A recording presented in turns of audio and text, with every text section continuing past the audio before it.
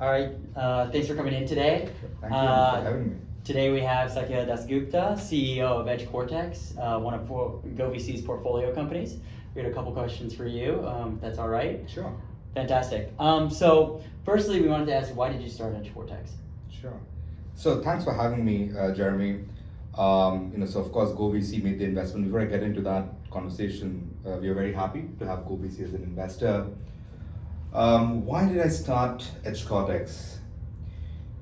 Looking back, I think I've spent the better part of the last 2 decades being a technologist myself, having worked in public companies like Microsoft, IBM Research, RIKEN, even the Max Planck Institute. That gave me a very good perspective in terms of the landscape of AI and semiconductors over these years.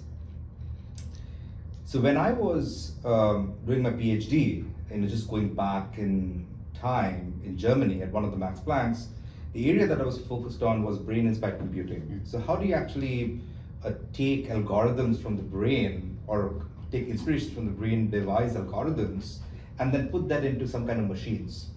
And one of the critical reasons to do that is that the brain is a very efficient device. You typically process things within 15 to 20 watts of power consumption for the entire brain. But most of the systems that we create today are a lot more power hungry. So lo and behold, many years later, when I was in Japan, I found myself at that intersection of AI and semiconductors asking that same very question. Can we design systems that can be a lot more energy efficient, greener, similar or as close to the brain as much as possible, but process AI as we know it, the algorithms, deep learning as we know it today? That started the journey of EdgeCortix, and then we were at the right place at the right time. Much like the brain, it's not just the hardware, it's not just substrate, right? You have you have neurons that's doing electrical signal processing, and inside the neurons, you have what you would call the algorithms, right? That's the software. So when we started EdgeCortix, we wanted to reinvent the wheel of semiconductors in the manner that rather than focus on semiconductor first, we focused on software first. Like the brain, what is the software that will enable us to create a lot more efficient processing, computing for AI, especially at the edge market, which is constrained by power, size, weight, area, and then design the semiconductor from there.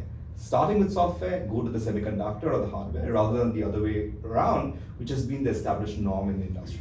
So that's the fundamental reason we started EdgeCortix, essentially to solve this software-first challenge for building AI at the edge at orders of magnitude more energy efficiency than what's possible today. Amazing. So I want to take the question a little bit further and say, why EdgeCortix in Japan, and why did you start the company in Japan? Sure. You would be surprised how many times I've been asked that question. So before I get into that, I would even say it's probably should not be a question, it should be a statement. Now in Japan, and I'll explain why. So rather than why in Japan, now in Japan, it's probably the right way of looking at it. So when we started EdgeCortix in 2019, so it's been like around 5 years, a little bit less than 5 years since we have been operating as a business.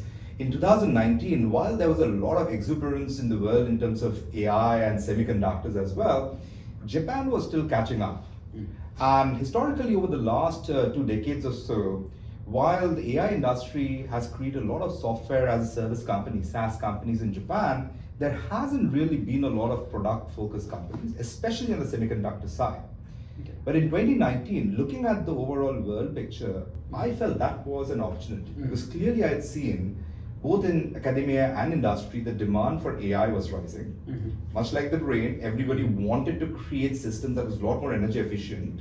And in Japan, there was no homegrown solution yet.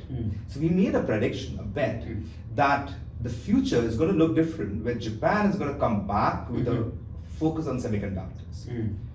Lo and behold, 2019 we started.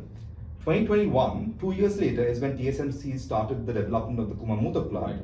And then 1 year later, Rapidus announced that they would create. So we got the timing right. So as a result, we are now seeing this, coming back to now in Japan aspect, we are seeing an intersection of strong talent pool that has historically existed in Japan. Japan has always attracted global talent.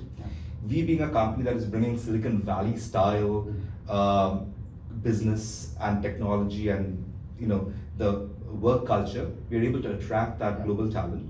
Second is you're seeing this renewed focus from venture capitalists, much like GHOVC, as well as others from the government side, that is bringing a lot of funds and funding opportunities, especially for startups. The ecosystem for startups has tremendously grown over the last 5 years. And that was, again, the signal for right timing. And finally, the entire socio-economic structure in Japan really encourages today, being able to work closely with larger organizations, but also tapping into the new funding that is coming from the governments. And it's a very interesting construct, which was not always the case, if you look 10 to 20 years back. But in the last 5 years, that has tremendously changed. Those are the fundamental reasons why in 2019, we started the company in Japan. No, that makes a lot of sense. Yeah, well thanks for that. I kind of want to switch over to more on the GHOVC side now. Sure. And I'd like to ask, what was it like working with GHOVC? Why did you take their investment? And how has GHOVC helped you post-investment?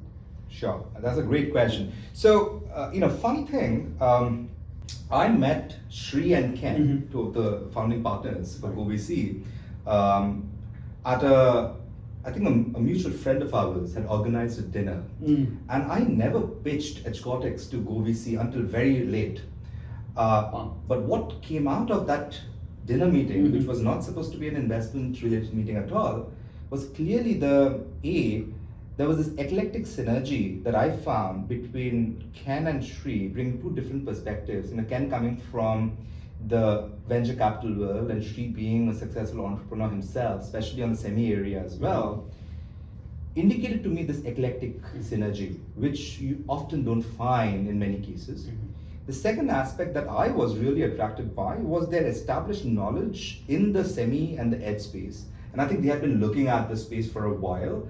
As a result, many of the conversations that we had showcased to me that GHOVC has an understanding of our value proposition very well, close to what we typically don't necessarily see in many other VCs. Especially in Japan, again, semiconductor not being a focus for several years, you have a lot more easier conversation on software as a service model. Whereas in Silicon Valley, it's different. And here we found that synergy to exist from day one with Shri and Ken. As a result, much later, it took us a time because we never started that conversation or investment. I was pitching to Shri and Ken at some point. And that was, again, a moment where it clearly showed that they understood our value proposition. The software first theme, which was very differentiated compared to many other AI semiconductor companies, was well appreciated from Shri and Ken's perspective.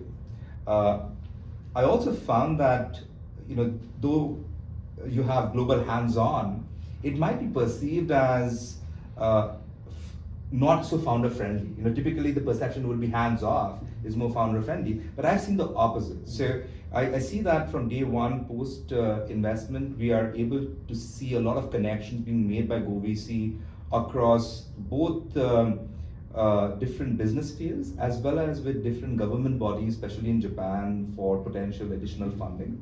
So yeah, those are the overall reasons why I think it was a good fit from both our sides right in the beginning.